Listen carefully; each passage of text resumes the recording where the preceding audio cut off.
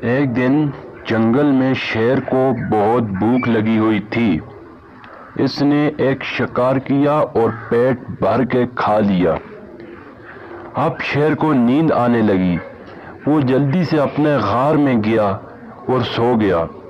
ابھی کچھ ہی دیر ہوئی تھی کہ ایک چوہا کھانے کی تلاش میں شیر کے غار میں جا گھسا۔ چوہے کی آواز سن کر شیر کی آنکھ کھل گئی۔ شیر کو بہت غصہ آیا اور اس نے لپٹ کر چوہے کو پکڑ لیا اور غصے سے کہا، تم میرے غار میں میری اجازت کے بغیر کیسے آئے؟ اب میں تمہیں کھا جاؤں گا۔ اب تو چوہے کو اپنی موت بالکل سامنے نظر آ رہی تھی، مگر وہ گھبرایا نہیں۔ اس نے شیر سے کہا کہ مجھ سے غلطی ہوئی، مجھے معاف کر دیں، ہو سکتا ہے کہ میں بھی کبھی تمہارے کام آ جاؤں۔ شیر چوہے کی یہ بات سن کر زور زور سے ہنسنے لگا۔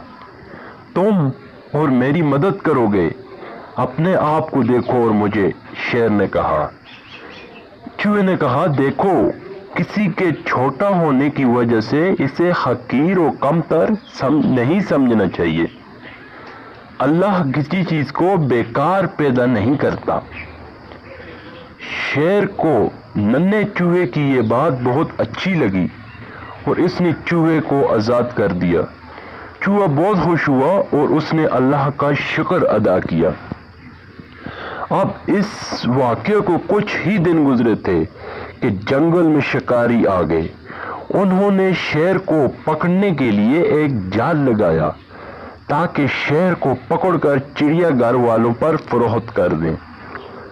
شیر کو بھوک لگی تھی۔ وہ غار سے باہر نکلا اور شکار کی تلاش میں ادھر ادھر گھوم رہا تھا۔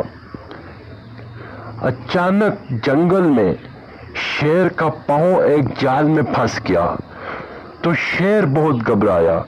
اسے معلوم تھا کہ اس قسم کے جال شکاری ہی لگاتے ہیں اور شکاری جانوروں کو پکڑ کر شہر میں جا کے فروخت کر دیتے ہیں۔ شیر نے اللہ سے دعا مانگی کیونکہ وہ بہت گھبرایا ہوا تھا۔ اللہ نے اس کی دعا قبول کی۔ چوہا اپنے دوستوں کے ساتھ جنگل کی سیر کر رہا تھا۔ اچانک اس کی نظر شیر پر پڑی۔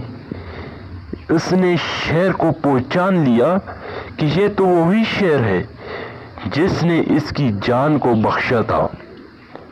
آپ کو تو معلوم ہوگا کہ چوہے کے دانت چھری کی طرح تیز ہوتے ہیں۔